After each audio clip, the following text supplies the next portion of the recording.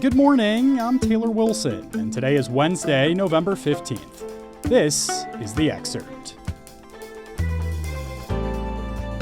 Today, the House passes a temporary plan to avoid a government shutdown. Plus, Israeli forces enter a Gaza City hospital, and we look at the role black voters might play in the 2024 presidential election. The House yesterday approved a temporary measure to fund the government and avoid a catastrophic shutdown.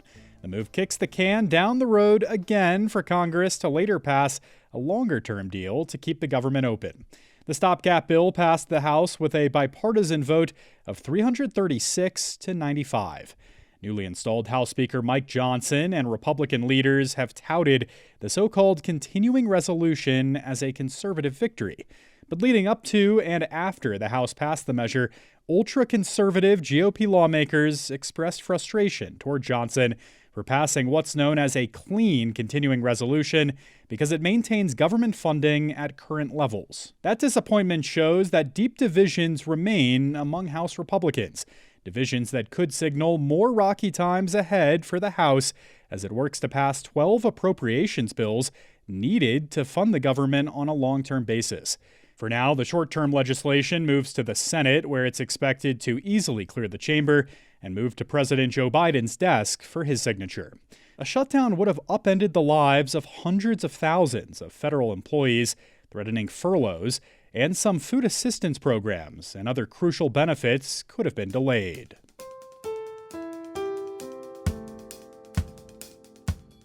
Israeli forces raided Gaza's largest hospital, Al-Shifa, earlier today in an operation targeting Hamas forces. Hundreds of patients, including newborn babies, have been stranded there with limited supplies and no electricity as the Israeli military extends control across Gaza City. The Biden administration said for the first time that the U.S. has information that Hamas is concealing military operations and hiding hostages under hospitals. Both Al-Shifa hospital staff and Hamas deny the allegations.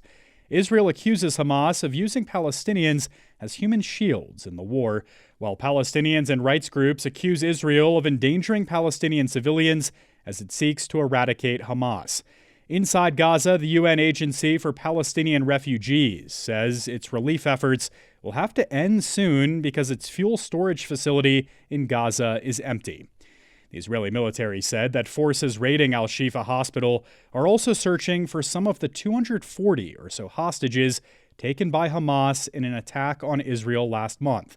In the U.S., thousands of Israel supporters gathered yesterday for a rally in Washington, with many calling for more attention to the hostages' struggles and demanding their immediate release.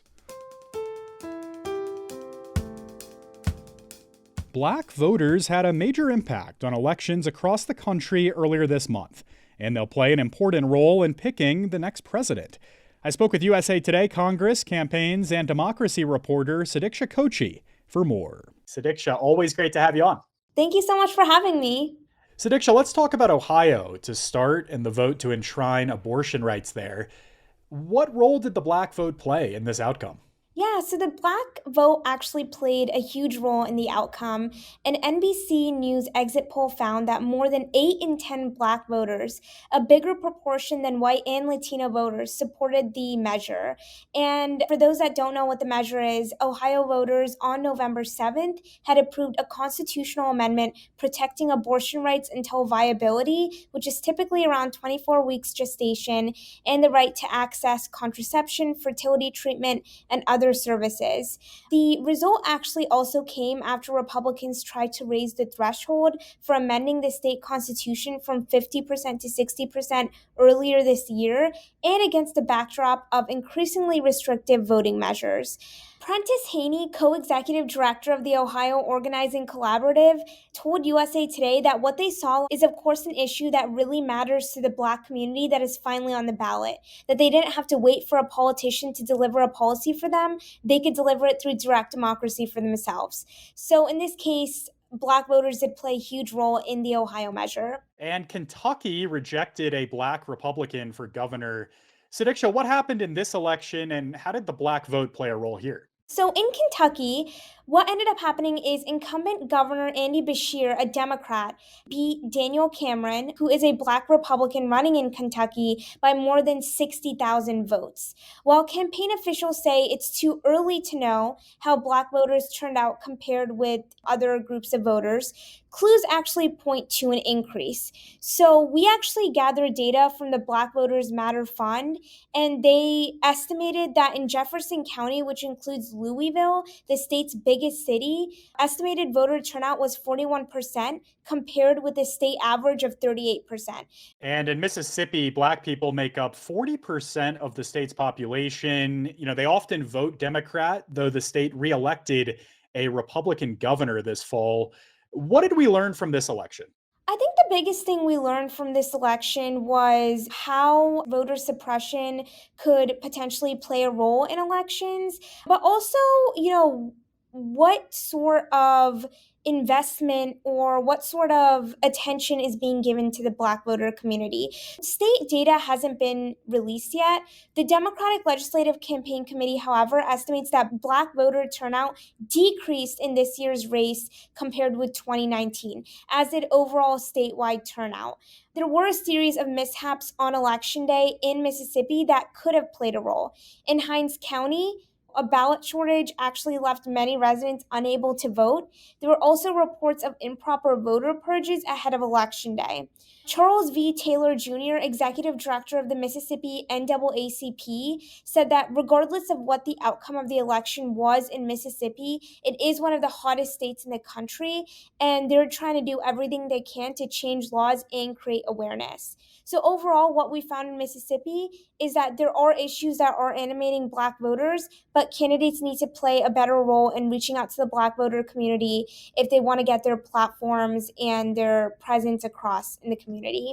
And Sudiksha, what does all this tell us about the Black vote and its potential impact for the presidential race going into next year in 2024? Black voters actually make up a core part of the Democratic coalition, and they appear to be in play more than ever. But recent polls have actually shown that President Joe Biden is losing Black voter support.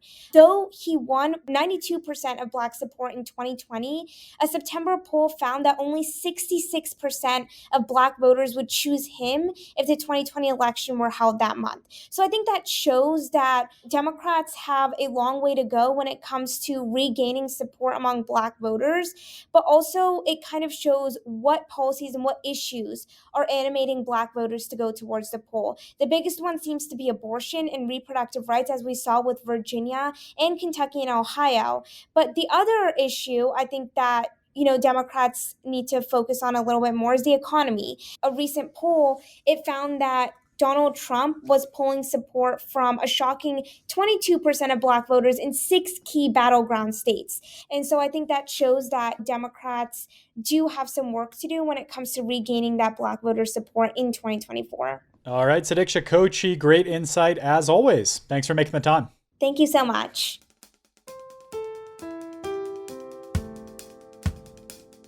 Residents in Los Angeles will have to wait 3 to 5 weeks before they can again access the Interstate 10 freeway.